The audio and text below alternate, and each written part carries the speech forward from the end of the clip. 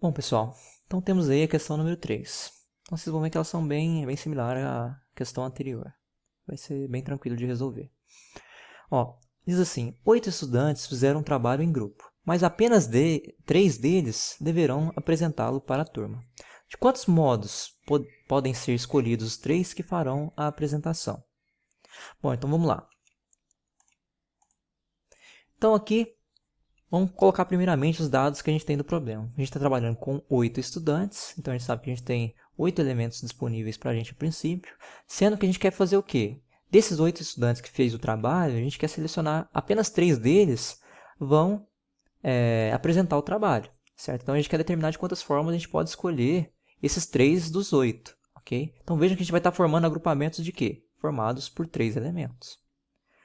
Bom, vejam aqui que a gente está trabalhando com elementos distintos. Por que a gente está trabalhando com elementos distintos? Porque a gente está trabalhando com 8 estudantes, que são distintos entre si, certo? E a gente sabe que o grupo é formado por 3 alunos. Eu não posso vir cá e pegar um desses 8 alunos aqui, desses 8 estudantes, e considerar ele mais de uma vez num grupo de 3. Não tem como, certo? Porque senão eu vou ter um grupo com menor número de alunos. Não tem como uma pessoa ser duas ao mesmo tempo, ok? Então, por isso que eles têm que ser distintas entre si também. Então, se essa quantidade e essa são distintas entre si, a gente sabe que está trabalhando com elementos distintos. Bom, agora a gente vai ver que é crucial para esse problema. O que vai diferenciar se isso daqui é um problema de arranjo ou um problema de combinação, certo? Se a ordem dos elementos importar na diferenciação de um agrupamento por outro, a gente sabe que é arranjo. Se a ordem não importar na diferenciação, se a ordem dos elementos no agrupamento não importar na diferenciação do agrupamento por outro, se não importar, a gente está trabalhando com combinação. Então vamos fazer aqui, ó, vamos estudar, vamos pensar sobre essa situação. Vamos considerar então, se a gente está trabalhando com 3 pessoas, considerar João, Maria e Pedro, certo? João, Maria e Pedro, ok? Então, faz de conta que para formar essa minha equipe que vai apresentar o trabalho, faz de conta que eu selecionei primeiro o João, depois a Maria e depois o Pedro. Agora veja, se eu tivesse selecionado numa ordem diferente, ou seja, Pedro primeiro, João em segundo e Maria em terceiro. Veja que apesar da ordem de eu ter selecionado eles em ordem diferente, continua sendo a mesma equipe, porque é a equipe formada por as mesmas 3 pessoas. Quais pessoas? João, Maria e Pedro. Apesar da ordem que eu ter colocado de escolhas ter sido diferente, continua sendo a mesma equipe, certo? Continua tendo as mesmas pessoas na equipe, que é o que caracteriza aquela equipe. É a equipe formada por João, Maria e Pedro, independente da ordem como eu selecionei eles, certo? Então quer dizer que a ordem não importa, não influencia na distinção de um agrupamento por outro, ou seja, de uma combinação para outra. Então vejam aí que eu já até dei a dica. Isso daqui se configura num problema de combinação. Por que configura num problema de combinação? Porque essa quantidade é menor ou igual a essa. A gente está trabalhando com todos os elementos distintos. E a ordem desses elementos não importa na distinção de um grupo que vai apresentar para outro. Então, a gente está trabalhando com a combinação. Então, responder isso daqui nada mais é que encontrar o resultado disso. Ou seja, determinar de quantas formas distintas a gente pode selecionar 3 de 8 alunos para fazer a apresentação do trabalho que eles realizaram, certo? Bom, esse é um problema de combinação. Como é que a gente resolve? Utilizando essa formulinha aqui. Então, o que eu faço? Aonde aparecer n, eu substituo por 8.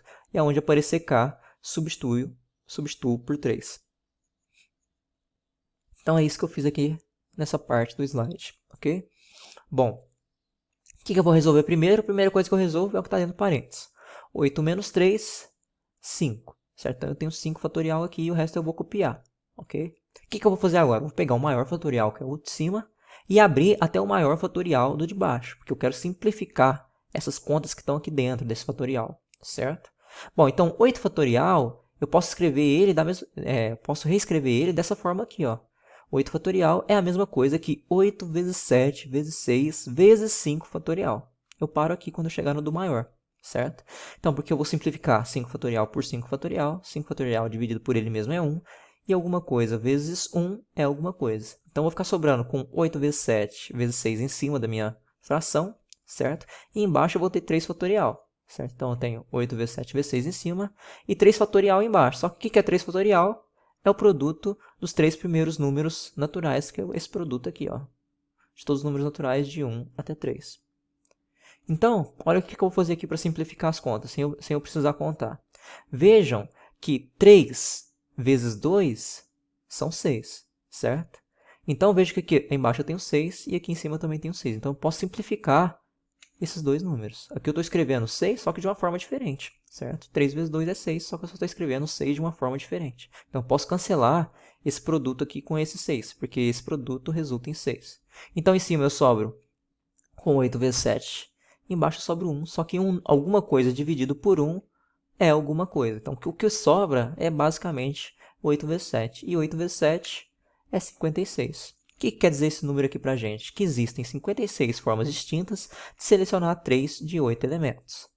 Em relação ao problema, quer dizer que existem 56 formas distintas de se escolher 3 dos 8 estudantes para fazer a apresentação do trabalho que eles realizaram.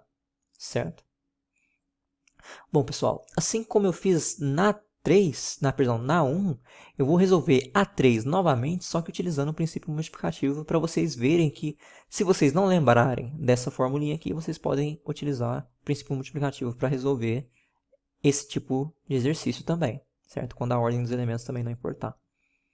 Bom, então lembrando, não há necessidade de copiar resolver esse problema de duas formas distintas, ou você faz da forma anterior, ou você vai resolver da forma com que eu vou fazer aqui agora, ok? Bom, então vamos lá.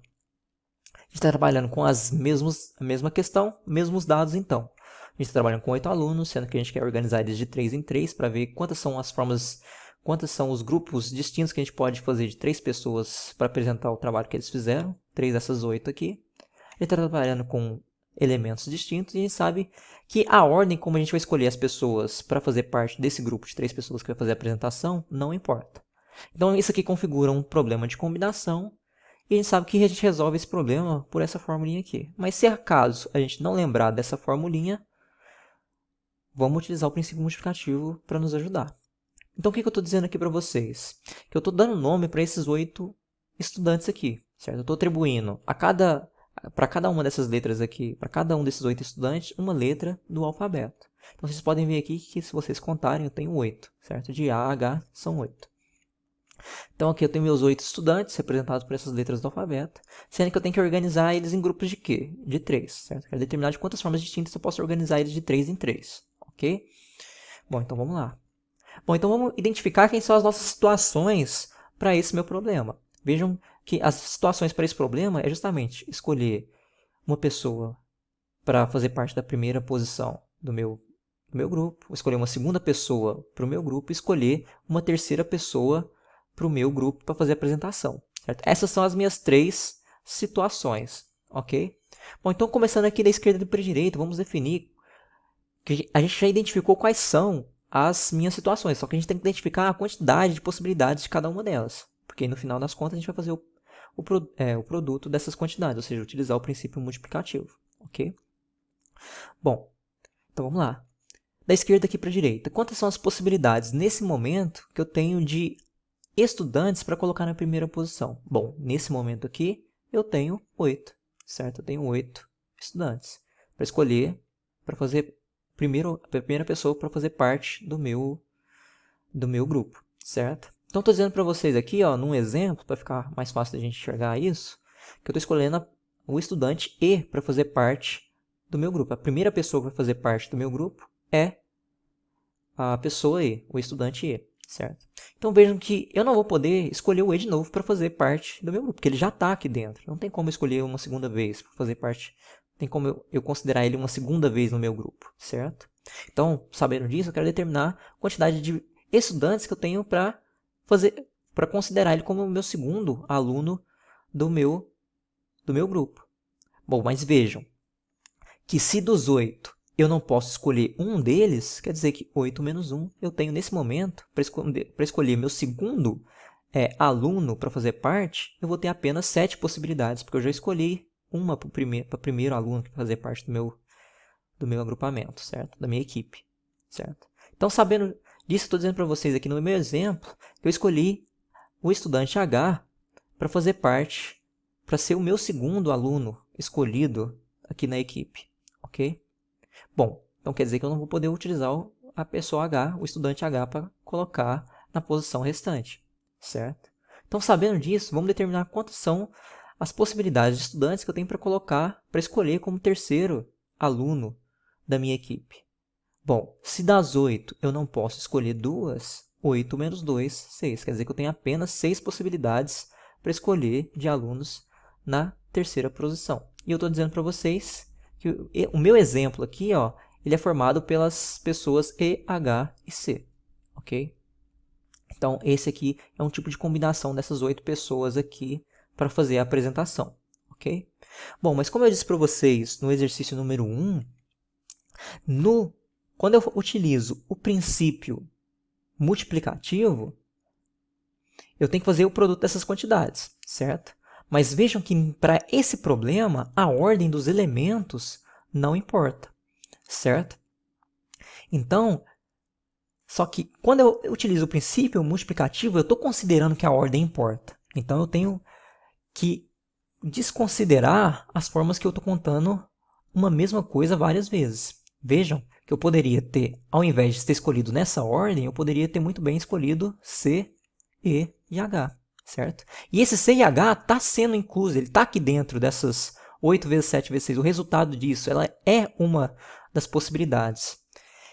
Quando eu faço o princípio multiplicativo aqui, eu estou considerando que isso é diferente disso daqui.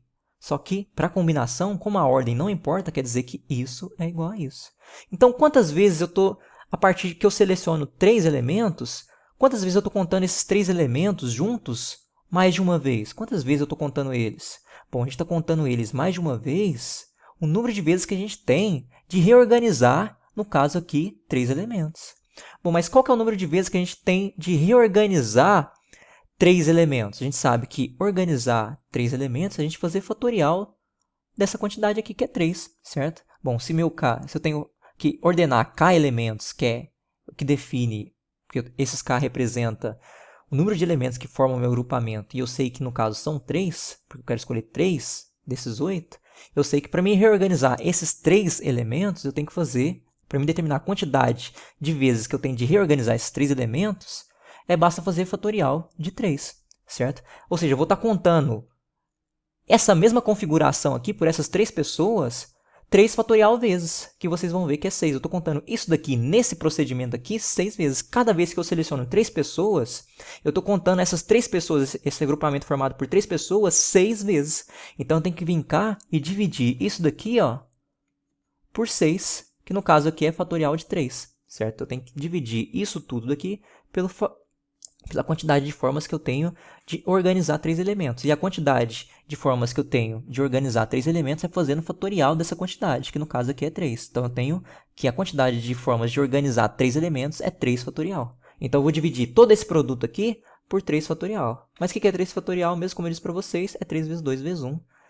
Que a gente sabe que no caso é 6. Então, a gente tem que dividir esse produto aqui por 6, porque aí a gente vai estar contando as combinações uma única vez. Porque se a gente estava contando elas, cada uma delas, 6 vezes, se a gente dividir por 6, a gente está contando elas uma única vez. Certo? Então, portanto, o que eu fiz aqui para simplificar? Da mesma forma como eu resolvi na versão anterior desse problema, eu simplifiquei esse número 6 com esse produto aqui, porque 3 vezes 2 são 6, então eu posso pegar 6 e dividir por 6, certo? Que dá 1, e 1 vezes alguma coisa é alguma coisa. Só que sobra o quê? 8 vezes 7, e 8 vezes 7 dividido por 1 é 8 vezes 7, e 8 vezes 7 é 56, como a gente tinha encontrado anteriormente, certo? Então, o que significa isso daqui novamente? Quer dizer que existem 56 maneiras distintas de selecionar 3 dos 8 estudantes para fazer a apresentação do trabalho que eles realizaram, certo? Bom, pessoal, então, com isso a gente concluiu o exercício número 3. A gente começa o exercício 4 no próximo vídeo. Fico por aqui, um abraço, tchau!